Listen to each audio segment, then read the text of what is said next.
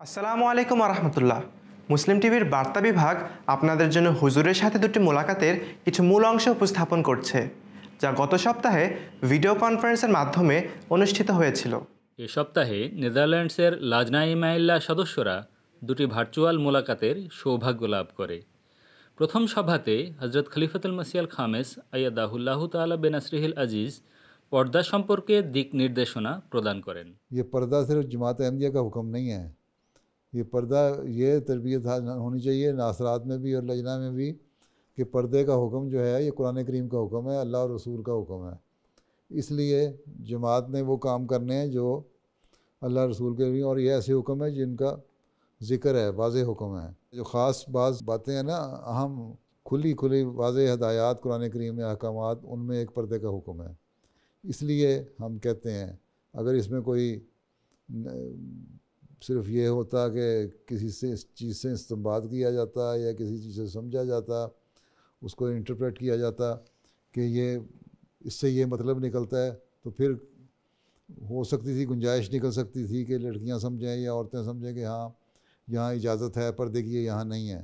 लेकिन जब वाज़े हुक्म आ गया तो इसलिए हमने हुक्म को पे अमल करना है और करवाना है। ये बातें दिमागों में डाल दें अच्छी तरह लड़कियों के, तो पर्दे की तरफ भी तवज्जो पैदा होगी। असल चीज़ ये है कि ये चीज़ पैदा करें कि हया ईमान का हिस्सा है, हदीस है, ठीक है। जब हया पैदा हो जाएगी तो ख़ुद ब खुद पर्दे की तरफ भी तवज्जो पैदा हो जाएगी। चाहे वो यूनिवर्सिटी में पढ़ने वाली लड़की है, वो अपने हया के दायरे में रहेगी, अपना लिबास का ख्याल रखेगी और फिर पर्दे का भी ख्याल रखेगी। लजना को अखबारों में लिखने के लिए कौन से इक़दामात लिए जा सकते हैं? जो भी कंटेम्प्रेरी इश्यूज़ आते हैं और अखबारों में लिखे जाते हैं मजमून, या आप लोग महसूस करते हैं कि डिस्कस हो रहे हैं आजकल सोशल मीडिया पे या कहीं, उसके लिए आप सोशल मीडिया पे अपनी वेबसाइट पे, लजना की वेबसाइट पे दें ताकि अवेयरनेस हो, हर एक को पता लगे कि ये इसका असल जवाब है, असल चीज़ ये है। इसी तरह उन इश्यूज़ पे ऊपर जो लिखने वाली हैं इस्लाम के दिफा के लिए अखबारों में लिखें कि तुम लोगों ने कहते हो इस्लाम ये कहता है, ये कहता है, जबकि इस्लाम की तालीम तो ये है।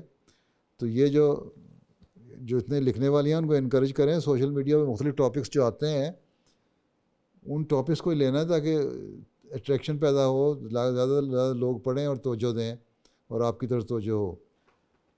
मगरिब में औरतों के इश्यूज़ के ऊपर उठाया जाता है कि ये औरत को आज़ादी नहीं है, औरत को पर्दे की रिस्ट्रिक्शन है, औरत को फ़लाँ पाबंदी में रखा जाता है, औरत पे फ़लाँ जुल्म किया जाता है। इस पे औरतों को ही लिखना चाहिए कि तुम कहते हो ये, मैं एक औरत हूँ, मैंने ये लिखा। यहाँ यूके में भी लजना लिखती है और उसका अच्छा असर होता है। बजाय इसके कि जवाब मर्द दें, औरतें उसका जवाब दें तो ज़्यादा अच्छा असर होता है। इसलिए अपनी एक टीम बनाएं। फिर इसका इल्म भी आपको होना चाहिए ताकि इस्लामी तालीम का इल्म भी होना चाहिए, और जब लिखें तो तैयारी करके बाकायदा फैक्ट्स एंड फिगर्स के लिहाज से लिखना चाहिए ताकि अगले को इम्प्रेस भी कर सकें। प्यारे हुजूर, अभी हॉलैंड में बहुत कम लजना है जो इंडिपेंडेंटली अच्छा लिख सकती हैं, उसके लिए हम और जो भी कम है, जो कम है उसको गाइड करें, तो जो कम है वो तो तैयार हो जाएगी ना। जब एक टीम 2 की, 4 की, 6 की, 8 की, जितने भी हैं वो तैयार हो जाएंगी तो मज़ीद और भी उनको देख देख के भी और भी तैयार होती रहेंगी। ठीक है। कम या ज़्यादा सवाल नहीं, काम करने वाला तो एक भी हो तो इनकलाब ला जाता है। तो जब जवाब देंगी ना, खुद ही आपके पीछे लोग पड़ेंगे फिर जवाब लेने के लिए। फिर आप जवाब मज़ीद लिखना शुरू कर देंगी, फिर दूसरों को भी इनकरेजमेंट हो जाएगी कि हम भी शामिल हों, हम भी लिखें। ठीक है। किसी भी चीज़ को करने के लिए या लोगों को उभारने के लिए कोई इंसेंटिव होता है ना, तो वो इंसेंटिव यही है, जब 2-4 के नाम आएंगे ना अखबारों में तो बाकियों को भी शौक़ पैदा होगा कि हमारा भी नाम आए, हम भी लिखने की कोशिश करें। ठीक है। फिर और बढ़ती जाएंगे आस्ता आस्ता। जी हुजूर, ठीक है, जज़ाकल्लाह। हाँ जी, चलो फिर आगे दो। सवाल ये है कि अल्लाह ताला की ज़ात है अस्सत्तार, पर्दापोशी करने वाला। खाक साहब पूछना चाहती है कि अक्सर रिश्ता करते वक्त जब हम लड़का लड़की या उनके ख़ानदान के बारे में तहकीक करवाते हैं, अल्लाह ताला सतार तो है और अल्लाह ताला सतारी को पसंद करता है, और लोगों के जो ऐब अगर किसी को पता लग जाएं तो वो लोगों को बताने नहीं चाहिए। इसका मतलब ये है पर्दापोशी करनी चाहिए। लेकिन रिश्ते के बारे में ये भी हुक्म है कुरान करीम का कि कौल सदीद से काम लो। जो भी रिश्ता है लड़के और लड़की में, जो भी नुक्स हैं, बातें हैं, उनका एक दूसरे को पता लगना चाहिए। बिल्कुल सच्चाई से काम लो, कोई एज पेच ना हो, ताकि बाद में रिश्ते में दरारें ना पड़ें। इसलिए हर बात बता देनी चाहिए खुल के। रिश्ते का मामला बड़ा सेंसिटिव मामला है, बाद में लड़ाइयाँ होती हैं, बातें ये हमें ये नहीं बताया, वो नहीं बताया। तो इसलिए बेहतर है कि रिश्ता करते हुए ये सारी बातें बताओ। और कुरान करीम के निकाह की आयात जो हैं उसमें कौल सदीद के बारे में ज़ोर दिया गया है। इसीलिए सतारी का एक हुक्म अपनी जगह है, वो ये है किसी के ऐब ज़ाहिर नहीं करने। तुम जो रिश्ता बता रहे हो तो ये बता दो कि ये रिश्ता है। बाकी अगर आपको पता भी है ना उसके बारे में कोई कमज़ोरी, जिसका रिश्ता तजवीज़ कर रहे हैं, तो ये बता दें कि रिश्ता है। तुम लोग ख़ुद ही आपस में बैठो, मिलो, देखो, दुआ करो और फिर फैसला करो। अगर आपने सतारी करनी है तो ये है ना, ये कि रिश्ता बताने से पहले आप उसको कह दें कि इसमें तो ये नुक्स है, ये नुक्स है, ये नुक्स है, और उसका रिश्ता ही ना हो। कहते हैं ये रिश्ता है, तजवीज़ है, इसमें अच्छाइयाँ क्या हैं, बुराइयाँ क्या हैं, ये तुम लोग ख़ुद मिल के बैठ के देखो, और अगर तुम लोगों को पसंद आता है तो कर लो, और फिर दुआ करके फैसला करो। असल चीज़ अल्लाह ताला आलिमुल गैब है, और गैब का इल्म अल्लाह ताला को है कि कौन सा रिश्ता किसके लिए बेहतर है। इसलिए दुआ करके फ़ैसला करना चाहिए। इसलिए अल्लाह ताला ने कहा है कि इस्तिखारा भी करना चाहिए, अल्लाह ताला से खैर मांगनी चाहिए कि रिश्ते में खैर है तो मेरे लिए बेहतरी हो और आसानी से रास्ते खुल जाएं। अगर इस रिश्ते में खैर नहीं है, इस्तिखारे का मतलब खैर मांगना है, और अगर खैर नहीं है तो इस रिश्ते में मेरे लिए रोक पड़ जाए।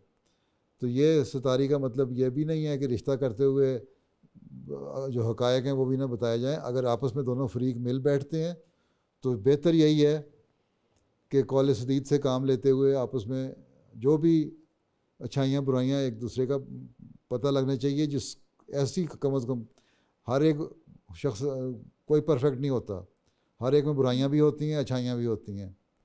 ये भी मतलब नहीं है कि बुराइयों का ऐलान करते फिरो, लेकिन अगर कोई ऐसी बात है जिससे बाद में रिश्ते में दरार पड़ने का ख़तरा हो, टूटने का ख़तरा हो, तो बेहतर है कि वो बुराई या वो बात पहले ही बता दो। कोई कमज़ोरी है, कोई बीमारी है, किसी लड़की में अगर औलाद पैदा करने की सलाहियत नहीं है, या किसी मर्द में कोई कमज़ोरी है, तो वो पहले ही पता लग जानी चाहिए एक दूसरे को, ताकि बाद में मसाइल पैदा ना हो।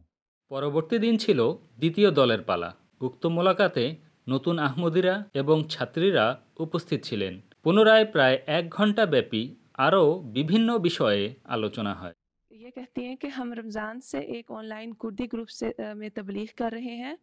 इस ग्रुप में बहुत प्रोसिक्यूशन हो रही है। इनके मुल्ला ने पाकिस्तान में पढ़ा हुआ है। तो वो ये आगे ये कह रही हैं कि हम शरीफ ओहदे साहिब से हेल्प ले रहे हैं। क्या हम इस कुर्दी ग्रुप में तबलीग करते रहें या नहीं, अगर वो ऑनेस्ट नहीं है। अगर सिर्फ उसने बहस करनी है तो उसका फ़ायदा कोई नहीं है वक्त ज़ाया करने का। उससे बेहतर है कि कुछ बेहतर लोगों को अप्रोच करें और उनको तबलीग करें जो सुनने वाले भी हों। और जिसने सिर्फ जो ढीठ है और जिसने बहस करनी है और इतराज़ पे इतराज़ करते रहना है और कोई सेंस वाली बात नहीं करनी, तो उसको उस पर वक्त ज़ाया करने की ज़रूरत क्या है। अगर तो वो नीयत उसकी नेक है, वो सुनना चाहता है और अपने जो अखलाक के दायरे में, मॉरल कोड्स के अंदर रहना चाहता है, रह के बात करता है, फिर तो ठीक है, बात हो सकती है। अगर वो गलत किस्म की बातें करता है फिर छोड़ें उसको और कोई और लोग देखें जो शरीफाना तौर पे बात कर सकें, दलील से बात करें और अपनी दलील दें अपनी बात के लिए और हमारी दलील सुनें। फिर उसका पूरी तरह इंसाफ के साथ एनालिसिस करें, फिर देखें कौन सच्चा है कौन झूठ है। आपके वालिदैन की कौन सी नसीहत आपके लिए सबसे मुफीद साबित हुई है? यही कि कभी झूठ नहीं बोलना। जज़ाकल्लाह। अस्सलाम वालेकुम हुज़ूर, मेरा नाम ख़ुज़ाला मुज़फ़्फ़र है और मेरा सवाल ये है कि आजकल सोशल मीडिया पे ये न्यूज़ फैला है कि बड़े क्लोथिंग ब्रांड्स कोरोना की वजह से अपने क्लोथिंग फैक्ट्री के वर्कर्स जो बांग्लादेश, पाकिस्तान, कम्बोडिया वगैरह में रहते हैं उनको बहुत कम या बिल्कुल भी नहीं पे करते हैं।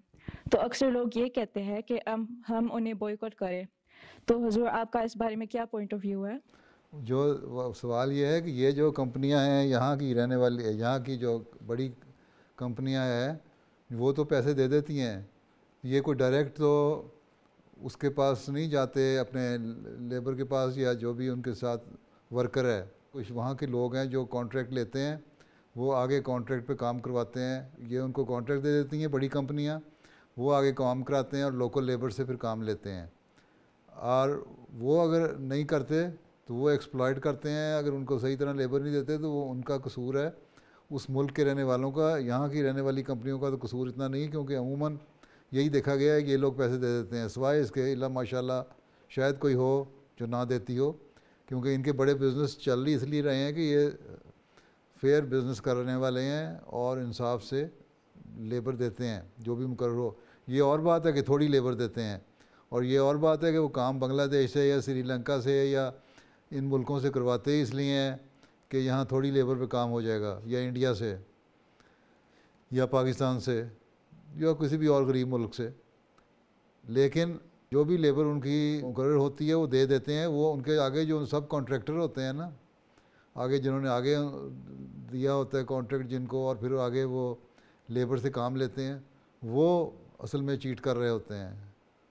तो उस बाइकआउट करने से क्या फ़ायदा, जो थोड़ी बहुत उनकी आमदनी है वो भी उनके हाथ से जाती रहेगी।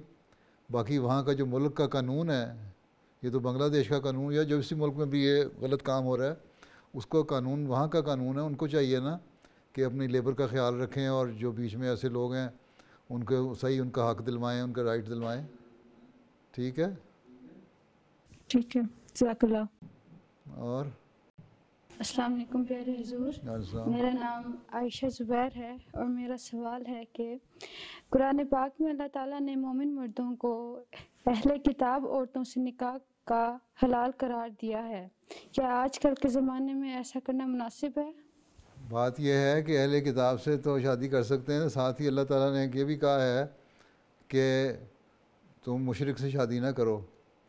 तो आजकल जो अहले किताब हैं वो ईसा को खुदा मानने वाले हैं अक्सर, तो वो अहले किताब होने के साथ साथ शिरक भी करने वाले हैं। तो इस लिहाज से सिवाय इसके कि एक खुदा पे ईमान लाने वाली हो और हज़रत ईसा को फौतशुदा समझते हों, बाज़ ईसाई सेक्ट ऐसी हैं तो फिर तो ठीक है, अदरवाइज़ तो ये गलत हो गया। दूसरे ये कि कुरान शरीफ ने बाज़ जगह इन्हीं अहले किताब को और काफरों को एक ब्रैकेट में भी रखा है। इसलिए हम कोशिश यही करनी चाहिए कि अवॉइड किया जाए, और जो लड़के हैं अहमदी लड़के, वो अहमदी लड़कियों से शादी करें और अहमदी लड़कियां अहमदी लड़कों से शादी करें। लेकिन अगर कहाँ यहाँ देखा जाता है कि बाज़ ऐसी जगह इन्वॉल्व इस हद तक हो जाती है कि जहाँ बुराई फैलने का ख़तरा हो, वहाँ बाज़ दफ़ा इजाज़त भी दे दी जाती है शादी करने की। तो उस बुराई को रोकने के लिए देगा, फिर देखा जाता है कि लेसर ईवल कौन सा है, उसकी वजह से इसको इजाज़त दे दी जाती है। लेकिन बेहतर तरीका यही है और यही पसंदीदा तरीका है कि अहमदी लड़के अहमदी लड़कियों से शादी करें और अहमदी लड़कियाँ अहमदी लड़कों से शादी करें, और आपस में रिश्ते हों ताकि नेक नस्ल हो, नई नेक औलाद पैदा हो। नहीं तो बाद मसाइल पैदा होते हैं। मेरा आपसे सवाल है कि अगर एक वक्फ़े नो की फ़ील्ड नैनो टेक्नोलॉजी हो तो वो अपनी स्टडीज़ कंप्लीट करने के बाद किस तरह से जमात की खिदमत कर सकती है? देखो जी, नैनो टेक्नोलॉजी तो एक इल्म है ना, और नैनो टेक्नोलॉजी जो है वो आजकल मेडिसिन में भी इस्तेमाल हो रही है और भी बहुत सारे शोबों में इस्तेमाल हो रही है, रिसर्च में इसमें हो रहा है काम। ठीक है ना, नैनो टेक्नोलॉजी यही है ना, एक छोटे से माइन्यूटेस्ट पार्टिकल के ऊपर तुम बहुत सारे काम ले सकते हो, जिस तरह तुम कंप्यूटर में छोटी सी चीज़ पे बहुत सारी चीज़ें डाल लेते हो। जमात का एक मकसद इंसानियत की खिदमत है ना जी। बस फिर तो जब इसका फ़ायदा ये होगा कि इससे इंसानियत की खिदमत होती है। एक डॉक्टर बनता है, वक्फे न होया उसको कह दिया जाता है कि तुम डॉक्टर बन जाओ और अभी जमात का अस्पताल में लगा नहीं, तुम गवर्नमेंट के अस्पताल में काम करो, तो उसका जमात को क्या फ़ायदा होता है? इंसानियत को फ़ायदा होता है ना। ह्यूमैनिटी फ़र्स्ट का जो काम है वो जमात का एक ऑक्सिलरी किस्म का ही इदारा है ना, वो दुनिया में काम कर रहा है, उसको जमात को बराह रास्त तो कोई फ़ायदा नहीं है ना, इनडायरेक्ट फ़ायदा हो रहा है।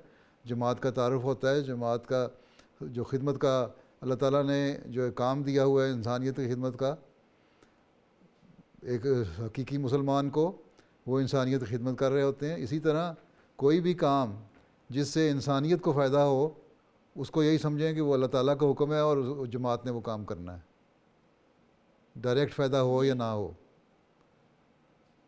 सिर्फ अपनी जेब नहीं भरनी, हमने लोगों को फ़ायदा पहुंचाना है, मखलूक की खिदमत करना, ये इंसानियत का काम है। हम नारा लगाते हैं कि मसीह मौद अलैहिस्सलाम आए, दो काम थे उनके, एक ये कि बंदे को खुदा ताला से मिलाना और एक बंदे को बंदे के हक़ अदा करने वाला बनाना। अब ये तो नहीं लिखा हुआ कि बंदा सिर्फ अहमदी मुसलमान का हक़ अदा करेगा या फिर उसके बाद फिर मुसलमान का हक़ अदा करेगा और हिंदू का नहीं करेगा और ईसाई का नहीं करेगा और यहूदी का नहीं करेगा और बुद्धिस्ट का नहीं करेगा या ला मज़हब का नहीं करेगा। हर एक इंसान की खिदमत करना काम है और यही जमात का काम है और यही जमात का फ़ायदा है। इसी से तारुफ़ होता है। फिर लोग पूछते हैं कि अच्छा भाई तुम क्यों खिदमत कर रहे हो, बताओ भाई हमारा मज़हब ये कहता है। और जब इनडायरेक्टली अब मज़हब की बात होती है फिर उनको तवज्जो पैदा होती है मज़हब पे, और फिर इस तरह इनडायरेक्टली तबलीग के रास्ते खुलते हैं। तो जमात को फ़ायदा, अल्टीमेटली जमात को फ़ायदा होता है, लेकिन अगर बराह रास्त ना भी फ़ायदा हो तो इंसानियत की खिदमत का जो जज्बा है वो अल्लाह ताला का हुक्म है कि इंसानों की खिदमत करो, वो हमने करना है अल्लाह ताला को राज़ी करने के लिए। समझ आई? जी। अच्छा, जज़ाकल्लाह। चलो फिर। हाई स्कूल में जो बच्चियां जाती हैं, स्कूल का माहौल ऐसा होता है कि दोस्तियां बहुत इम्पोर्टेंस रखती हैं। अगर कोई अच्छी या कोई कंपनी ना मिले तो हम अपना कॉन्फिडेंस कैसे बढ़ा सकते हैं, वरना सेल्फ इस्टीम और पढ़ाई पे भी बहुत असर पड़ता है। दोस्ती क्यों ना हो, किसने कहा दोस्ती ना करो? अच्छी और जो अच्छे अखलाक की लड़कियां हैं और उनसे दोस्ती करनी चाहिए, लेकिन यही याद रखना चाहिए कि हर एक में कोई बुराई होती है। जो वेस्टर्न सोसाइटी की बुराइयां हैं बाद में आज़ादी की वजह से आ जाती हैं, पैदा हो जाती हैं, जिनका उनको ख्याल नहीं होता। उनका level of standard of moral जो है ना उनका और है, तो उनको फिर उनको समझाओगे असल तो मॉरल ये है, मुझे मेरे मज़हब ने सिखाए हैं। और जो अच्छे अखलाक की लड़कियां वो समझ भी जाती हैं, तो दोस्तियां करनी चाहिए अच्छी और नेक और बाअखलाक लड़कियों के साथ, और उसी से तुम लोगों के ताल्लुकात बढ़ेंगे, उसी से तबलीग के रास्ते खुलेंगे। গত সপ্তাহে হল্যান্ডের লাজনা সদস্যদের সাথে এই দুইটি ভার্চুয়াল মুলাকাত আয়োজন করা হয়। সবশেষে আমরা জুমার খুতবার সারাংশ দেখিয়ে শেষ করছি। উভয় ফিরকা শিয়া সুন্নি এরা আহমদীদেরকে আজে বাজে কথা বলে, আমাদেরকে জুলম এবং অত্যাচারের লক্ষ্যে পরিণত করা হয়, কিন্তু আমরা তার সত্ত্বেও ধৈর্য এবং অবিচলতার সাথে সে কাজ করে যাব যা আমাদের উপর ন্যস্ত, যেই আজ উদ্দেশ্যে আমরা হযরত মসিহ মওউদের হাতে বয়াত করেছি, অর্থাৎ প্রকৃত ইসলাম পৃথিবীতে প্রচার করা। এটি হলো আমাদের দায়িত্ব। সেই আদর্শ, সেই নমুনা সামনে রাখুন যা হযরত ইমাম হুসাইন আমাদেরকে দেখিয়েছেন। হযরত মুসলিহ মওউদ তার এক পংক্তিতে বলেছেন, তারা তোমাদেরকে হুসাইন বানায় আর নিজেরাই ইয়েজিদি সাজে। এই ব্যবসা কত লাভজনক, শত্রুকে তোমরা তীর চালাতে দাও। অতএব আমাদের এই কোরবানি, আমাদের এই ত্যাগ ইনশাল্লাহ বৃথা যাবে না। আজকাল যেহেতু চরম শত্রুতা আমাদের প্রতি প্রদর্শন করা হচ্ছে পাকিস্তান এবং অন্যান্য কিছু জায়গায়, দোয়ার উপর জোর দেন, দরুদ শরীফ পাঠের প্রতি মনোযোগ দেন। আল্লাহ তাআলার দরবারে আমরা যত বেশি বিনত সচেষ্ট, তত বেশি সেজদা বনত হব, তত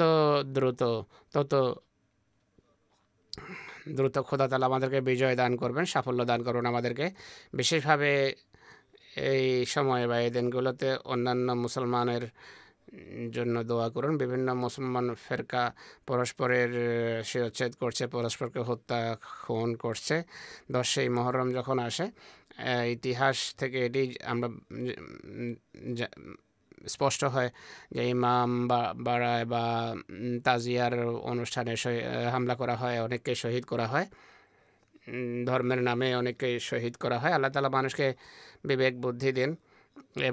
এই বছরটি অন্তত পক্ষে এবছর যেন কোনো দেশ থেকে এমন সংবাদ না আসে যেখানে মুসলমান মুসলমানকে হত্যা করবে, মুসলমানরা যেন বুঝতে পারে যে ইসলামের এই দোয়া করুন, ইসলামের যে বিজয় আল্লাহ নির্ধারণ করেছেন তা হযরত মসিহ মাউদের মাধ্যমেই হবে, এটি যেন তারা বুঝতে পারে। আর যে আমাদের সাফল্য যুগ ইমামকে মানা এবং মসিহ মাউদের হাতে বয়াতের মাঝেই নিহিত, আল্লাহ তাআলা তাদেরকে সেই বিবেক বুদ্ধি দান করুন।